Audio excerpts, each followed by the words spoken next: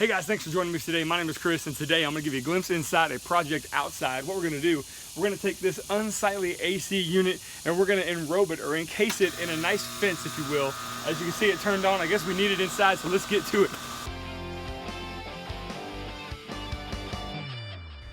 As always, thank you guys for joining me today. As you can see here, I've made my way back from the big box store. I picked up some dog ear pickets. These are 8 feet in length, 6 inches wide, and I'm essentially gonna make some lines on them to cut them in half, as you see here on the table saw. I also picked up 5 2x4s that are 8 feet in length as well. All lumber you're seeing in this project is pressure treated due to the fact that it's going outdoors too.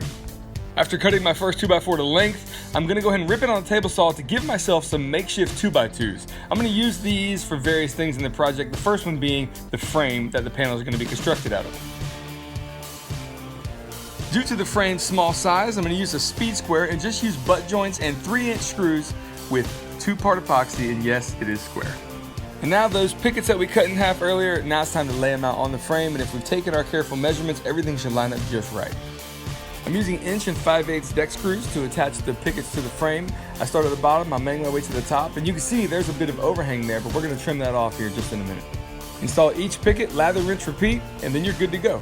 Now, I turn the frame around and I've cut a straight edge here, or I've marked the straight edge, and I've taken a circular saw and I'm cutting off all the excess pieces to give me a nice square frame.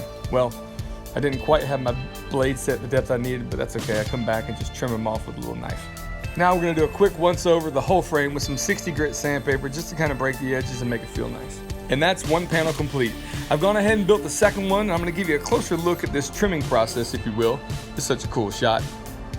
And the third panel is right here, and the last picket is going on. Everything has been carefully measured, and it always feels good when you take measurements. Everything works out great. Like they say, measure twice, cut once. Now on my way to the bandsaw to take some of those 2x2s and make some stakes that are gonna be driven into the ground, which are gonna be the 4 corners of this structure. But with that, all 3 panels are complete. I've brought them outside, and now it's time to install them. You might be asking, why not 4 panels? Well, I'll explain that here in a minute. So, my first step is to, about 6 inches away from the air conditioner, I'm gonna go ahead and make some marks to where my poles are gonna be driven in. I noticed that the top of the stake was being splintered by hammering with a sledgehammer, so a piece of plywood with a screw, I'm gonna go ahead and put that on the top to protect it a little bit. Works pretty well, actually. Level as you go, kind of tamp in the dirt, everything will work out just great. Just take your time with this process. Now, it's time to go ahead and install that first panel. What I'm gonna do is I'm gonna enlist the help of a level and some clamps. We're gonna level it up, we're gonna clamp it in place, and then we're gonna drive those 3-inch deck screws in just like this. We're gonna repeat the process on the other side as well. And the first panel is complete. I do want to say this too, the stakes in the ground should be plenty strong for the structure's small size. No concrete necessary. This is going to be essentially a temporary structure due to the fact you may need to take it down at a moment's notice if your AC goes out. I did decide to leave the back exposed due to servicing every now and again and just to give it more breathing room. Also, the back is where we're never really going to be, so it's not going to be an eyesore.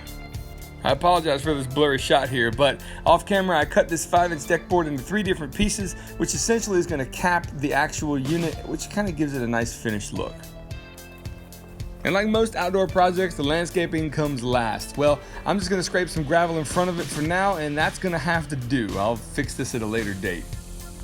And here's a quick tour of the final product. As you can see, the back of the unit is left open for breathability and servicing. And the front of the unit, well, we're gonna class it up with something around there, but for now, we like how it turned out.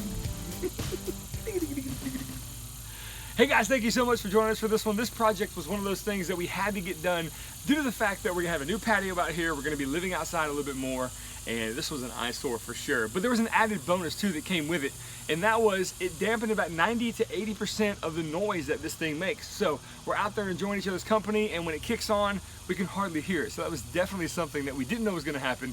Definitely an added bonus. So if you like what we do here and it's your first time to the channel, we're gonna ask you to subscribe as well. There's gonna be some more videos over here you can watch, and also a like is definitely appreciated. Guys, thanks for joining us. We've given you a glimpse inside on how to get rid of an eyesore, and we'll see you on the next video. Take care, guys. You ready? Woohoo!